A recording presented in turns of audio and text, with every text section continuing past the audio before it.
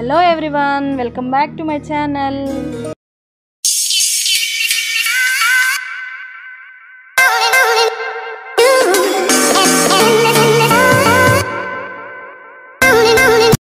Hi hello అండి అందరికీ welcome back to Tulasi Durga daily vlogs. అందరూ ఎలా ఉన్నారండి? బాగున్నారా?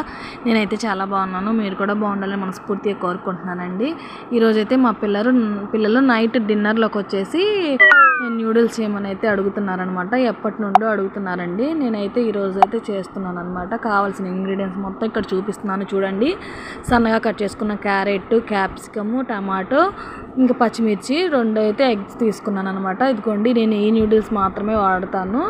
ఒక ప్యాకెట్ తెచ్చుకొని పెట్టుకుంటానండి. ఈ ప్యాకెట్ వచ్చేసి 50 రూపీస్ అనమాట. ఎప్పుడైనా సరే ఒక 2 కానీ అలా చేసుకుంటే సరిపోతాయి. ఇంకా ప్రాసెస్లోకి అయితే వెళ్ళిపోదాము రండి. ఇక్కడ ఇంకా స్టవ్ వెలిగించేసి ప్యాన్ పెట్టుకొని ఇంకా సరిపడా ఆయిల్ అయితే పోసుకోవాలండి. ఆయిల్ కరెక్ట్గా వేసుకోండి, లేకపోతే ఎక్కువ అయిందంటే మాత్రం అంతా కూడా ఆయిలీగా ఉంటుంది అనమాట. ఇంక ఇందులోకి అయితే నేను ఒక 2 ఎగ్స్ అయితే పగలగొట్టి వేసానండి. ఇందులో కొంచెం సాల్ట్ అయితే వేసుకొని చక్కగా అటు ఇటు కదుపుకోవాలన్నమాట. కొంచెం ముక్కలుగా అయ్యేలాగైతే చేసుకోవాలి, ఇలాగ చూపించినట్లుగా. ఇంకైతే వీటిని చక్కగా ఒక ప్లేట్లోకి అయితే తీసి పక్కన పెట్టుకుందాము.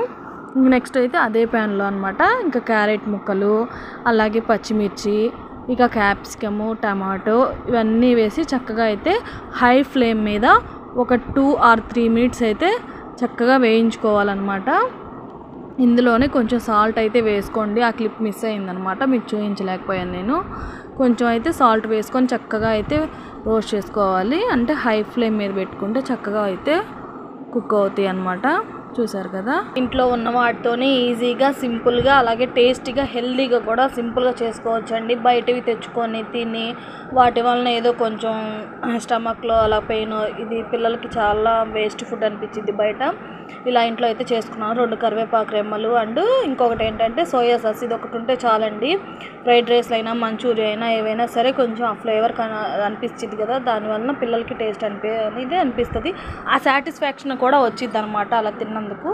ఆ తిన్న ఫ్లేవర్ తగ్గుతుంది కదా దానివల్ల. ఓకేనా, ఇంకా సాల్ట్, అలాగే పసుపు, ఇంకా కారము, ధనియా పౌడరు ఇవన్నీ కూడా వేసుకొని చక్కగా హై ఫ్లేమ్ మీదే మొత్తం కలిపేసుకోవాలన్నమాట. ఫాస్ట్గా కలుపుకోవాలి.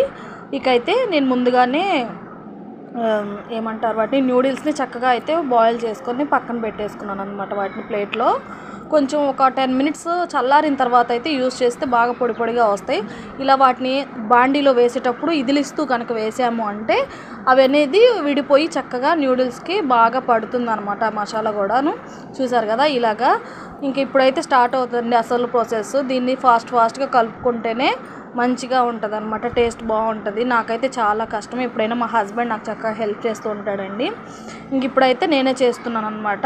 ఇంక ఇలా ఫాస్ట్గా మొత్తం కలిసిపోయేలాగా అయితే రెండు వైపులా పట్టుకొని ఇంకా దాన్ని చక్కగా తిప్పుకోవాలన్నమాట. చూసారా, విడిపోతూ చక్కగా ఎంత బాగా అట్రాక్టివ్గా కనపడుతుందో. భలే ఉంటుందండి, టేస్ట్ మాత్రం బాగుంటుంది.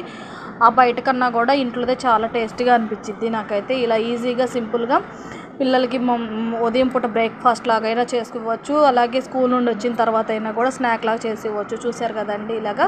లాస్ట్లో మాత్రం మనం ఫస్ట్ బాయిల్ చేసుకున్న ఎగ్ ముక్కలను అయితే వేసుకుంటే సరిపోతుంది అనమాట. చూసారు కదండి. ఈ వీడియో ఎలా ఉంది అనేది అయితే కామెంట్ చేయండి. ఓకేనా, మన ఛానల్ ఎవరైనా ఫస్ట్ టైం చూస్తుంటే ప్లీజ్ సబ్స్క్రైబ్ చేసుకోండి, లైక్ చేయండి, షేర్ చేయండి. ఓకేనా, thank you for watching. Bye.